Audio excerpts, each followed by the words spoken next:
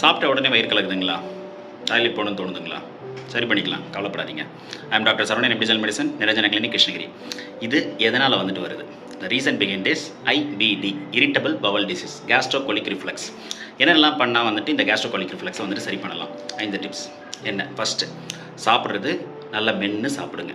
நிதானமாக ஒரு 5லேருந்து 10 தடவை வந்துட்டு ஒரு வாயும் வந்துட்டு மென்று சாப்பிடுங்க.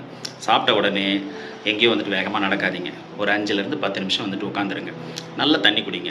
மேக் ஷுர் உங்களுக்கு வந்துட்டு ஹார்ட் டிசீஸ், லிவர் டிசீஸ், வேறு கிட்னி டிசீஸ் இது 3 வந்துட்டு இல்லை அப்படின்னா ஒரு நாளைக்கு வந்துட்டு தண்ணி 50 கிலோ இருக்கீங்கன்னா 2 லிட்டர், 60 கிலோ இருக்கீங்கன்னா 3 லிட்டர், 80 கிலோ இருக்கீங்கன்னா 4 லிட்டர்.